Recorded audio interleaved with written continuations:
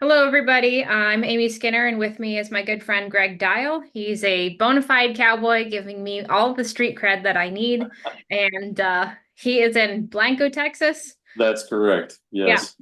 Greg, do you want to introduce yourself and your Sure. particular brand of neurosis? As Amy said, I'm Greg Dial and I'm down here in Blanco. I've been working with horses, training horses professionally, and prior to that, non-professionally in a cowboy capacity. But I've been doing it for 38, 40 years, give or take. And started off in an Arabian show barn and then moved from there out on my own hook and started training horses for the public. Moved on into reining eventually and started training for reining and also for some competitive trail and some endurance and some cow horse and just kind of all over the place. Reining was pretty much where I had settled. And now I am no longer training for the public, but doing clinics and doing lessons, and also am the judges director for a competitive trail organization called the Texas Trail Challenge Club, which is a lot of fun. So that's kind of who I am and where we are down here in Central Texas, and that is where I am, is just north of San Antonio. So I brought Greg on here because I wanted to talk to him about the differences and the similarities between the Western and the dressage world, and specifically movement and what kinds of movement are needed. So for the record, I met Greg at a clinic that I did in Lampasas, Texas, and Greg showed up and I nearly crapped myself because I was like, much more experienced than me, much cooler cowboy than me, and here I am like out here teaching biomechanics, and so I had to hopefully make it interesting, and Greg and I became friends there. But the reason I wanted to talk to you about this, Greg, is because you have ample experience in lots of different worlds, and I thought that your insight would be very interesting about movement, based on the presentation that I did about movement for ranch horses and Western horses and whatnot. That's based on my knowledge of that, which is like this big. Um, so Well, first of all, we didn't say this in the introduction, but a number of years ago, I did clinics for Purina. And one of the things that I wanted to do in doing the clinics for Purina was present not only the Western side, which is obviously where I'm situated, but also the English side, because I really felt like there's not that much difference in the horsemanship. There's not really that much difference in, yeah, we wear funny clothes, compared to one another, but, we may ride funny saddles, but in actuality, the movement and the mechanics of the movement is the same. And so I would do these clinics, and sometimes when I had a good dressage person, pre-St. George level dressage person, we would come along and do a pas de deux where we would show the movement that we would do in reining, and she would show an equivalent movement that utilized the same mechanics out of dressage. And it was very good and very entertaining, I think, for the audience, and very instructive for them to see that, yeah, there's a lot more that we have in common than that should separate us. And that's always been my opinion about it, is that we can learn, and you and I have had this discussion before. I feel like dressage, having the history that it has and the long background of going back to cavalry and what that's all about and where that comes from, and making the cavalry horse, and you don't really want to have to remake a new cavalry horse in 6 months or a year, so you want them to last. So the longevity involved in the cavalry horse, that's something that we can draw from on the Western side, because fundamentally our Western history is much shorter and perhaps not quite as well defined as the history of English or dressage. And so my introduction to dressage was through a fellow that gave me a book by Henry Windmill, and this book dates back to the 1950s. And it really was about dressage, but it was also about the mentality of dressage and what dressage was fundamentally about. And this was his introduction to doing freestyle dancing with your horse, is what he called it. And I poured over that book and really watched some dressage Back then we didn't have YouTube, but I watched dressage live and knew a lot of dressage people who had a foot in that world, and thought, there's a lot to the precision of this movement. There's a lot to the mechanics of movement that we can take and we can apply in Western. Now, we have a history in Western of using the horse to get a job done, whereas dressage has a history of developing a horse eventually in order to do a job, but not necessarily getting the job done right now, which is really what Western is about or has been about. And Yeah, sorry, go ahead. I think we're making progress in that regard, but I also feel like we have a long way to go. Well, that's one of the things that I wanted to ask you about specifically, because in the horsemanship world, and you have to take into consideration that I'm only 35, and so my experience of the Western world is like, this much of history, right? Yeah. In the horsemanship world, in the Western world especially, when you start a horse within 3 rides, that horse is moderately useful, right? Whereas in the dressage world, we're talking years before that horse is moderately useful. The starting in the dressage world is way more of a long game, and you're looking at years of preparation and movement and education before you take that horse out to the war, whatever the case may be. Yeah, so where do we intersect there to where, because I've ridden a lot of Western horses that were not schooled gymnastically as I would, but they hold up long term, I think, better than you would expect. Well, I think, when you look at the Western horse, depending on the level of performance that you're expecting, if you're looking at a ranch horse, you're fairly limited in what your expectation is of that horse as far as you're not going to take them to an arena. You're not going to take them and use them really hard as you would, let's say, a cutting horse or a reining horse that's in competition. So you're not really driving them hard to do that. But what you are doing is you're putting lots of long, slow mileage. I think with the Western horse, in your typical using horse fashion, you're going to take them out and you're going to do a lot of long, slow distance. Yeah. Are there people who will take a young horse out like that and by the fourth or fifth or sixth ride be throwing a rope off of them? Yeah, there are. I don't happen to agree with that. And over the years, I have learned the value of taking them out for those opening rides, very relaxing, getting them to get out and find a rhythm in the outdoors, and getting them to get out and just move. And whether you're tracking a cow just by happenstance, or whether you're just out there putting mileage on a horse, just checking the fence, or out there hunting a cow that's somewhere in the bush, you're just putting mileage on them. And so that's not that stressful. Whereas if you're making a reining horse, or if you're making a cutting horse, you're immediately going to put them in deep dirt, and you're immediately going to put them to work. And you're going to put them to work in a hard way. And if you're getting ready for a futurity, you're going to be doing it in your 2-year-old year. Yeah. And that is something that I have a fundamental disagreement with, is that we start these horses and use them hard too young. I don't mind starting the horse at an early age, but I don't agree with using them that hard, and I really don't follow the futurity mentality. I don't think that does the horses very much of a good service, because those are the horses, the performance horses, the arena performance horses, that in my mind don't last.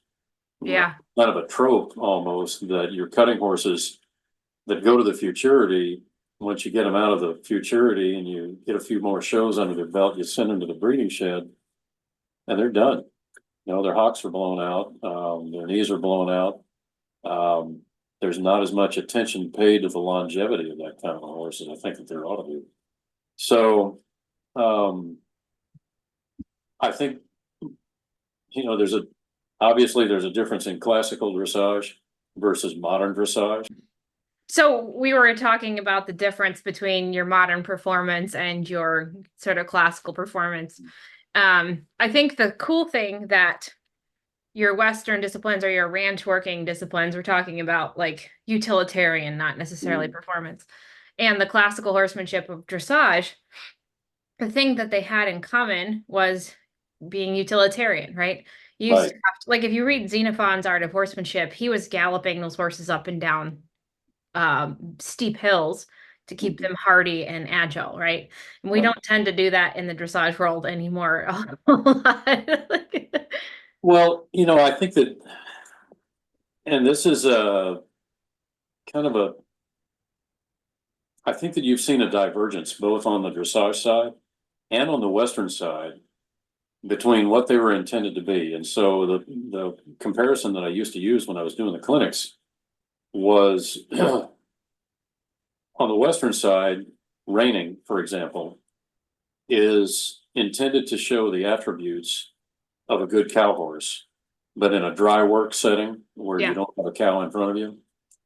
And to me, dressage was always about trying to display the attributes of a good cavalry horse, yeah, again, in a non-combat setting.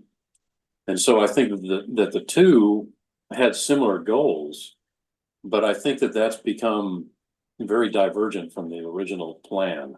yeah. That modern dressage is all about, well, you know way more about that than I do, but modern dressage seems to be much more about a look and Yeah. about a style. Yep. And I find the same thing to me true in reining, also somewhat true in cutting. Yeah. Um, that there is a look that they want, and there is a breed standard that they want to have that's Yeah. going to, we talked about that before with the breed standards over in the dressage side, but it's the same thing in Western. You Well, know, I have said to the detriment of my career a time or two that reining is the dressage diva of the Western world. That like absolutely. that is where good riding becomes circus very easily. And there's what I think is so fascinating is that these disciplines that were based on utility, right? Being utilitarian, having a horse that could, you could rally into a posse or rope off of or go into battle or whatever the case may be.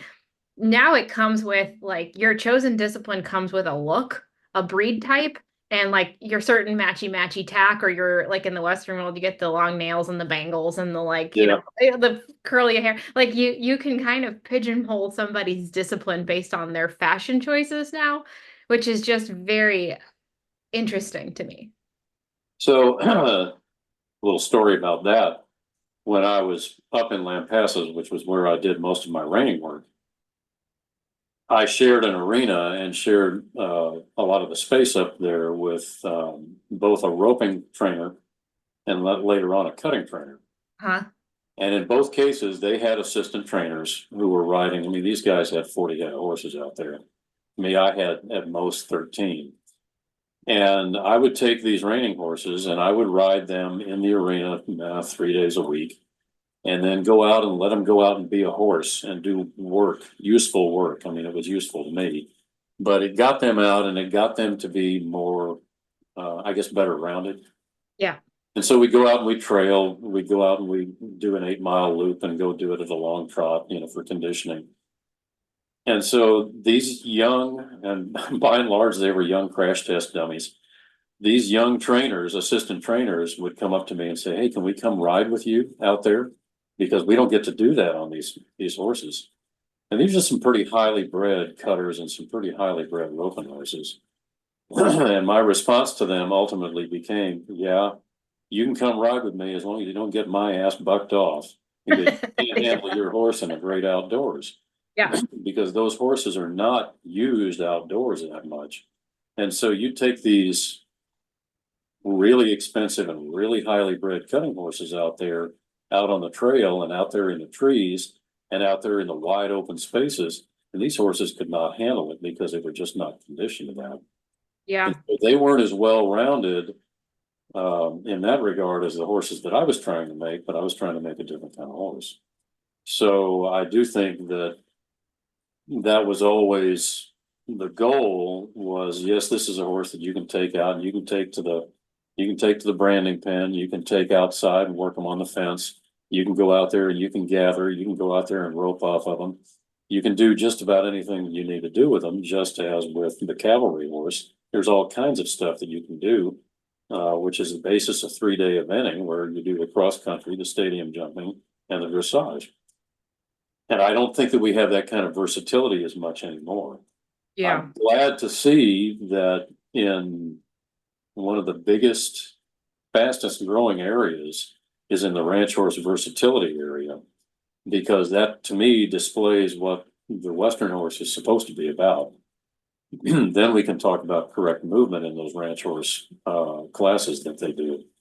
But I think that that's very heartening to me, because not everybody wants to ride a Western pleasure horse that's Right. difficult to ride with their nose on the ground.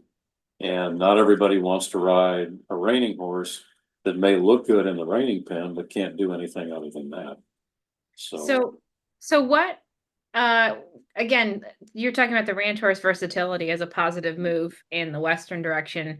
We already, I think, are pretty aware of how the dressage world has degraded in terms of utilitarian abilities. Like your average show competitive dressage horse cannot stand still at a mounting block to be mounted or open a gate or go on the trail, right? Not all of them, obviously, but like utilitarian ability, the ability of the horse to be actually useful and confident in life is kind of degrading across the board. But let's get back to your ranch versatility, Western, and let's say your classical horsemanship, your classical dressage. What are the similarities and movement requirements, do you think, of both worlds? Because I don't have your ranch experience. so these days, and I'm gratified to see this, there is more emphasis on correct movement at a variety of gears within a gate. And so you're looking at, to me, some of the elements that I know of from on the Western side from Jack Brainerd, but also from the dressage side. They're wanting to see a horse that's relaxed. They're wanting to see a horse that can travel in a well-defined rhythm. Okay. They're wanting to see a horse that can make seamless transitions. Okay. To me, that's indicative of a horse that knows how to carry itself. So you're looking for weight to the haunches, like, Yeah, yeah. You're also looking for a horse that can demonstrate, and it's fairly simplified on the Western side, a horse that can demonstrate extended gaits, as well as normal gaits, or as well as gaits that we would characterize as the horse's natural gaits. So you're wanting to demonstrate that. adjustability, would you call that? Yeah, I'd call that adjustability. I know that, Jack Brainerd was kind of a hero of mine, kind of a mentor of mine, the late Jack Brainerd. Um, and oddly enough, Jack not only helped start the National Reining Horse Association, but he also helped start the Western Dressage Association of America. And he had a series of check marks, I would say, or signposts in training that have served me from the very beginning. And the very bottom of that pyramid of things, kind of like the training scales in dressage, is relaxation and rhythm. And then you're going to move on up to forward motion at all gates, collection, straightness, transitions, and lateral maneuverability. And those have always been my signposts. Well, going to the ranch horse versatility, they're wanting to see more of that. They're wanting to see a little bit more than you're going to see in what I call a roundy round class or a Western pleasure class where you're just going around on the rail. Now they're wanting to see in your ranch riding classes, they're wanting to see transitions. They're wanting to see not only transitions in gait, but they're also wanting to see correct transitions of direction. They're wanting to see a good stop. We have a fairly simplistic view of what a good stop is, I think, on the Western side. And the good stop is, does the horse sit down when he stops? That's not perhaps quite as specific as it might be in dressage. They may want to see something a little bit more specific to the stop, a little bit more specific angulation. But on the Western side, I know it when I see it. If it's a good stop, it's a good stop. And so they're wanting to see more. And this is probably the best way that I can put it. They're wanting to see that horse knows how to use himself. How does that horse learn how to use himself? And that lies in the training part of it that leads up to the classes in ranch riding. And that's where I think that we can use a lot of work. And I think that we can actually draw a lot from dressage, because I'm not sure that we understand the biomechanics of movement as well as dressage does. I'm not sure that we understand functional anatomy to the degree that you know from your background and from dressage. And I think that that brings a lot to the table that can help us make better Western horses. So on the comparing likenesses between your Western versatility horse and your dressage horses, we want forward, relaxed, we want rhythmic movement, we want decent transitions, weight to the haunches, and adjustability. And that sounds like very much like a dressage horse. One of the main differences that I noticed between the Western and the dressage world is that we tend to ride a lot of forward. There's not a lot of backing in the dressage world. And of course, some of that is cultural too, like in your Portuguese and Spanish uh, classicism, there's a lot of backward movement, like backing is frequent. And I think some of that has a bullfighting influence. But in your dressage, jumping, all the English disciplines, we tend to ride forward a lot of forward. And in your Western world, there's a lot of stopping and quick stopping, there's a lot of backing, and your transitions tend to be a lot more sudden. So like whenever I go out west to teach clinics, it's always a little touchy just to like change someone's religion, right? Like when I say prepare for a transition, it's like wham, right now, right? Like whereas in the dressage world, we'd want to see it like a little bit more subtle and a little bit more fluid. So what do you make out of the necessity of the sudden stops? Is that style? Is that necessity? And what are the differences in mechanics required for each of us? So I think that, well, let's compare a little bit of dressage to a little bit of, just generalized Western. One of the things that I have always said at clinics is you need to prepare yourself, prepare your horse, then execute whatever the maneuver is. And one of the things that's usually lacking in most of the people that I work with is that preparation. So if I tell someone, excuse me for just a moment, should have put that on airplane, I'm sorry. That's okay. I had a naked little boy running through here a minute ago. So. In fact, let me shut the phone off if you don't mind. Okay. Um, one of the things that I try to get across to people is the preparation is important because that contributes to the smoothness of the execution. And I'm real big on finesse and I'm real big on the smoothness of it. I don't necessarily want it quick. There's a saying in a lot of different disciplines having nothing to do with horsemanship that slow becomes smooth, smooth can become fast. And so I can get a transition, for example, much quicker if I'm smoother, but I have to start off slowly and have to start off working up to that smoothness. But if I tell somebody in a Western lesson or a Western clinic, you need to learn how to half halt, right over the head. I mean, there's just no understanding that the horse needs just a second to prepare, Yeah. not just mentally, but physically as well. And so we spend a lot of time trying to get them to prepare for that. I think that a lot of the quick movement comes from cow work because, well, cows move pretty quick. And so there is a lot of emphasis on, and again, I think that we have this a little bit backwards on the Western side. To me, the horse is a forward animal. There's nothing backward about the horse. Backing is an unnatural movement to the horse.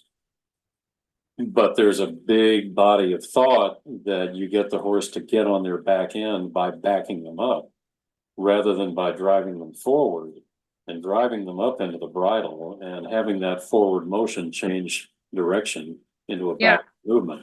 I think that's the fundamental difference I think it is too. between Western and English disciplines is that the Western has a lot more backing to put the horse on the haunches by putting them back onto the haunches, whereas we have a lot more driving them forward to engage the haunches.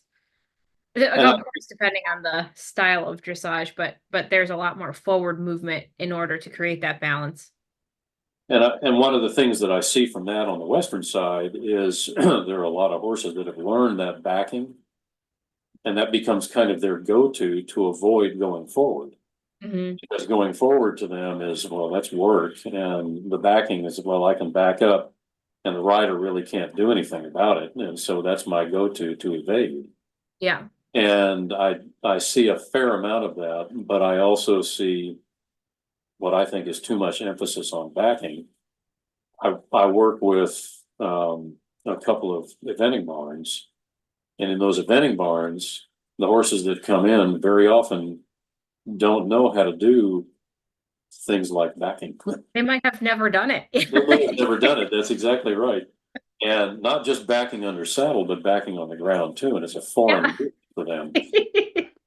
And so I will teach them a little bit of that. I'll try to free them up. But Yeah. again, to me, that has to come from a forward impulse. It Yeah. can't really come from, okay, well, I'm going to hold you really tight here and drive my legs on you and tell you to move, but you can't go forward. Yeah. And to me, it still has to come from, and I don't really care what the movement is, whether it's a spin or whether it's a stop or whether it's a rollback or whether it's a flying lead change. To me, it still has to come from a forward impulse. In some cases, that forward impulse, the direction gets changed. In some cases, that forward impulse goes to the ground, but it still has to come from a forward impulse because that's the nature of the horse. Yeah. So I'm I don't know whether that answers your question, but I think that is a big difference. Is Yeah. that we look at backing as a tool to get the horse on the back end. And I think that good dressage looks at forward movement and impulsion, and moving up into the bridle is the way you're going to get the horse to use that back end. So when I teach Western folks, I generally am trying to get them to smooth out, to stop doing things so fast, to stop like, if I say change directions, they're gonna spin into the fence and whip the other way, right? Yeah. Whereas so I'm like, okay, let's smooth that out, give the horse time to prepare, think about what you want, and then execute it. And then in the English world, I'm generally like, get off the horse's face, stop grinding your heel into the horse's side, occasionally ride a downward transition, ride backward a step or two, and then go forward. And convincing people that the horses can back up and should back up periodically is like, right? Like my horse has never done that, right? Like you take a 17 hand warm blood in the bridle, just pile driving into the bridle and try to lift that sucker backward, and you have like a life-changing experience, right? So like in some ways, blending those two worlds together, in my opinion, makes the optimum experience for a horse to develop balance, is to be able to go forward and backward with ease, but not spend his whole life running backward and also not spend his whole life running forward into the bridle. Mhm. There's a nice middle ground there. I agree with you. You see, and I think what you just said about trying to find the middle ground between those two is, I don't want to say that's what's always informed me because I haven't done a whole lot of work with a whole lot of English or dressage people, but I have worked um, with trying to get the people on the English side to see that there's value in what we do on the Western side, and get the Western people to see that there's value over here in understanding what the dressage side does or what the English side does. Um, One of the things with this competitive trail organization, we probably have about a 60-40, 60% to maybe 65% of our riders ride Western. And then the other percentage will ride some version of English or hybrid or endurance or some other way of riding that is a little bit more akin to an English style of riding. And so working with both of them, I really want them to see that, we have some dressage riders who ride trail with us, and they have a lot to offer. But I think that they feel a little bit left out because everybody else is Western and everybody else is, they're out there with bling on their horses, and they've decided that they're going to have a certain look, adopt a certain look to that, and Yeah. that's fine. But I think that the higher school riders, I think, can teach a lot, and Yeah. I think they tend to remain kind of quiet in the face of all Yeah. that. But I also, I think there's a synthesis somewhere in the middle there that Yeah. can really help the horse. And as we've talked before, my concern these days is more about the welfare of the horse overall, the longevity of the horse. I want these horses to last because they're really giving a lot to us when we ask them to perform the way they do. And so I really want them to continue to do that for far longer than we typically expect a Western horse to do. And we have in the trail club, we have some of these horses that are, well, we have some Century Club members where the rider is, and the horse's age add up to over 100. And so That's some neat. of these horses are 25, 26, 27 years old. And they're still doing well. But again, as you said, most of those horses came from a ranch background Yeah. rather than from a performance background. That's what I was going to ask you next because I've been doing rehabs for a few years. I don't know how many years. Not that many, but not that little. And I have gotten horses from all kinds of backgrounds, but I've kind of started to gather some data on approximately when horses are tending to go lame by discipline, right? Because generally speaking, like in the dressage world, we're talking competitive dressage and usually very poorly done. Horses are not going lame if you're doing things well. But Mhm. generally speaking, around 8 or 9 years old is when rodeo horses and competitive dressage horses are starting to show signs of lameness, the beginnings of it. And by the time they're 12, that's generally when they're cooked, right? They're no longer serviceable. If they're expensive, they go to breed. You breed a lame brood mare bazillion times until she's 20 is what we see in the dressage world. But what is the age in your Western performance sports that you start to see joints starting to go bad and lameness starting to show up?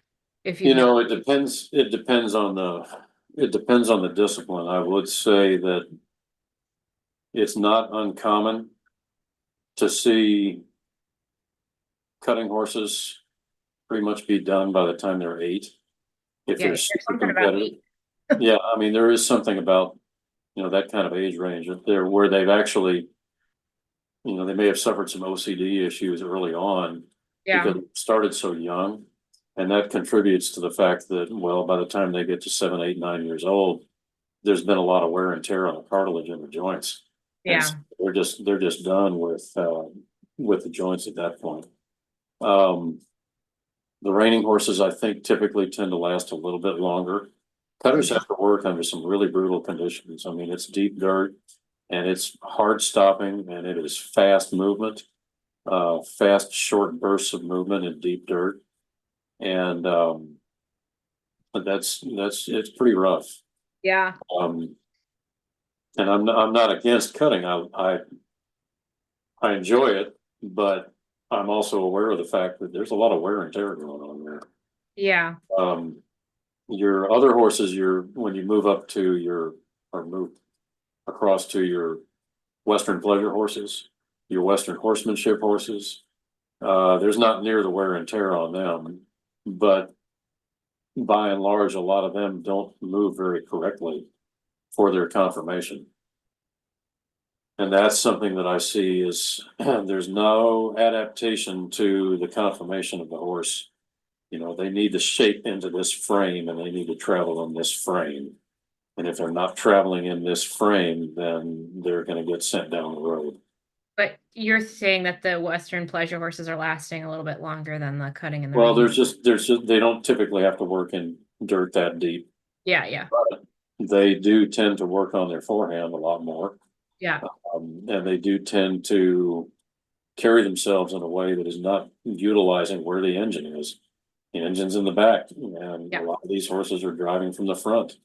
And that to me is an incorrect movement. I want to see them drive from behind and I want to see them lighten up that front end. Some Western pleasure horses do, but a lot of them don't. And Yeah. that I don't think that the wear and tear because of the conditions of work, I don't think it's quite as severe. So I don't think we see them failing quite as early. Yeah. Your ranch riding horses, I think, will last longer because, again, you're typically moving out at a more relaxed pace and a more natural pace for that Yeah. horse. And rather than being asked to shape into a frame, the expectation with a ranch horse is this horse is moving in a way that's suited to purpose. That's something that's always fascinated me because I grew up, when I was a kid, my dad was Air Force and we lived in South America quite a bit of the time. And we rode criollos or Mhm. thoroughbreds or pasos sometimes, pasafinos. And those horses were rail thin. You can see all their ribs, super fit. They ate sometimes they were tethered to the side of a highway for like an hour of grazing, right? Like they were not fed like we're used to feeding. Our horses are fat in the US, right? Like out in South America, those horses were very thin, very fast, very, very athletic. And those horses, I remember riding some of them in their 20s that were still just full of piss and vinegar. You just Mhm. pulled them back the whole ride, and I rode quite a few very old retired because by the time that you were getting those horses out for trail, they had been retired from a country club from a lifetime of jumping. Then they go out to be like trail horses for tourists or for some paisano, you'd call them, like a just like a farmer or something. You'd get a free or a cheap horse, and these horses would last and last and last and last and last. And nobody was caring about their biomechanics. No, they were jumped half to death if they were cared for, well during that time. What I'm getting at is those horses lasted, even though nobody was preparing them, schooling them, gymnasticizing them. And so it's always fascinated me that there are some qualities of movement that seem to preserve the horse's body without a whole lot of effort on the human's part. And I wonder if riding out into varied terrain, being able to move, part of probably being kept thin and maybe good genetics, have a lot more to do with soundness than a lot of other factors. I think that, listening to you talk about that, I think about, and I want to come back to this, but I think about Native American horsemanship. But I think in the circumstances you're talking about down there, for one thing, there's probably not the concentrated breeding program Yeah. that we typically have for the reining horse or that Mhm. we have for the cutting horse, where the degree of inbreeding that's involved there because of the line breeding process and because of what you're trying to breed for is probably not as high down there. Yeah. Probably also, I would guess, don't start them quite as young down there. I may be wrong about that. I don't know. I'm not positive. I know that the starting process is not pretty, but I Yeah. don't know the age specifically. I Um, heard it's not very gentle. no, and I think also the husbandry involved in, we'll start feeding these young horses, feeding them up to put the weight on them and put the muscle on them early on. And they probably don't do that down there either because No. that's, I think, contributes to OCD and contributes to a lot of other early developmental issues that they have, developmental disorders that they have Yeah. that we see up here. And you're going to see it create a weakness in the horse, in the joints that will show up later. And they probably just don't do that down there. And Well, I've, that's the holy trifecta, right? Is line breeding or, inbreeding, feeding excess food, too much food, not enough movement, poor riding. That's just like the holy trifecta of yeah, lameness. yeah.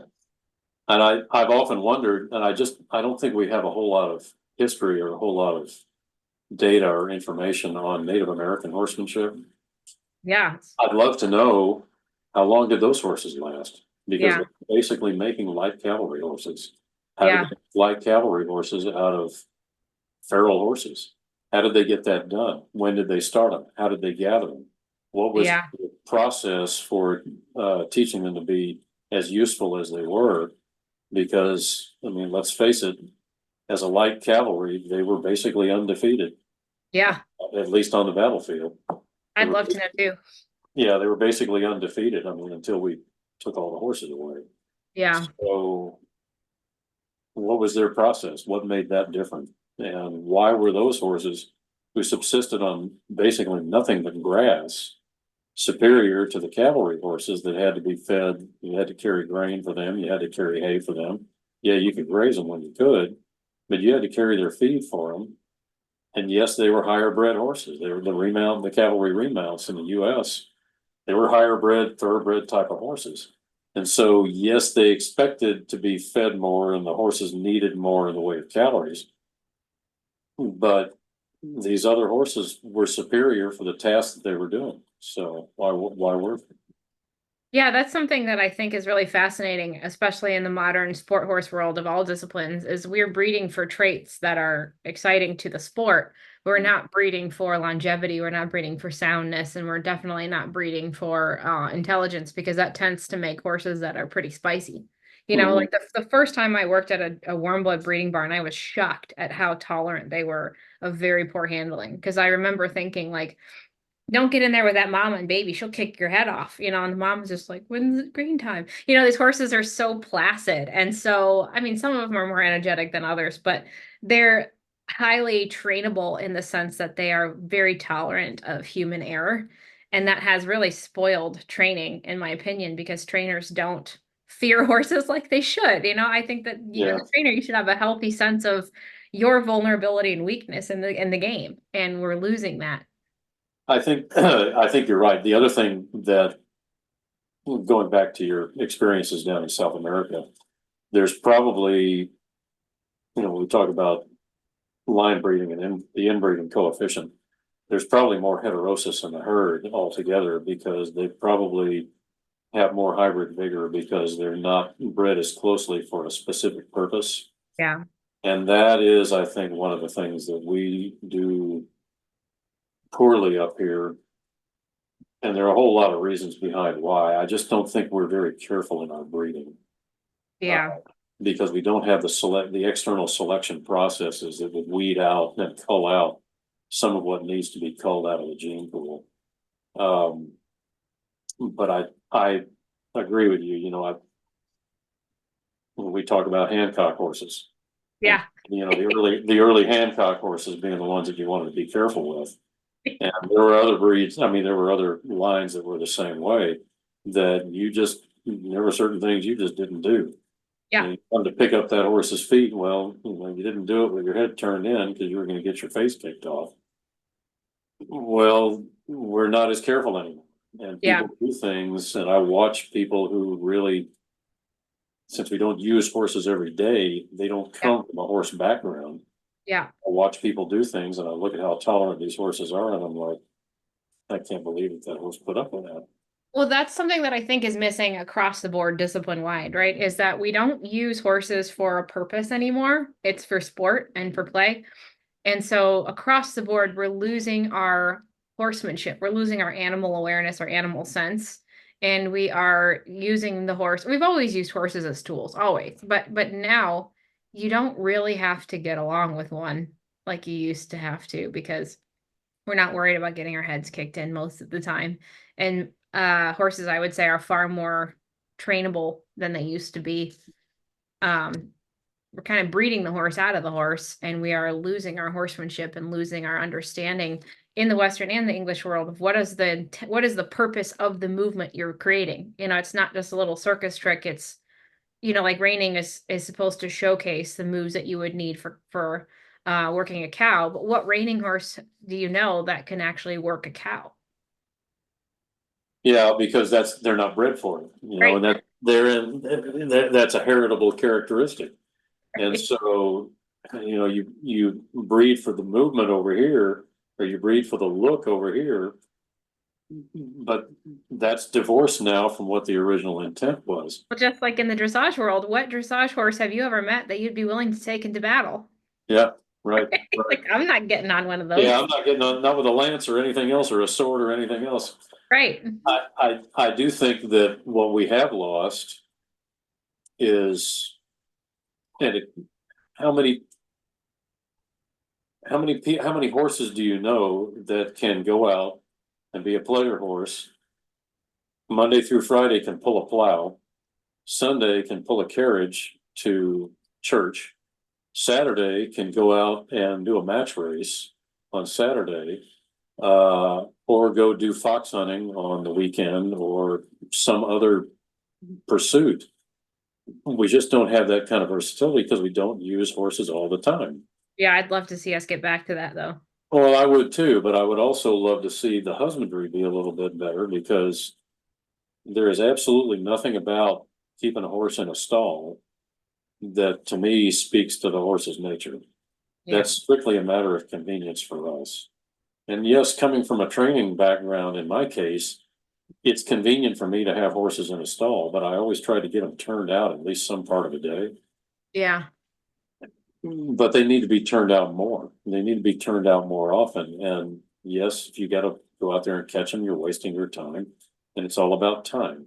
And it's Yeah. all about time because time is money. And that's why we have futurities, because the quicker I can find out if that horse is going to make it, the quicker I can get him off the feed bill.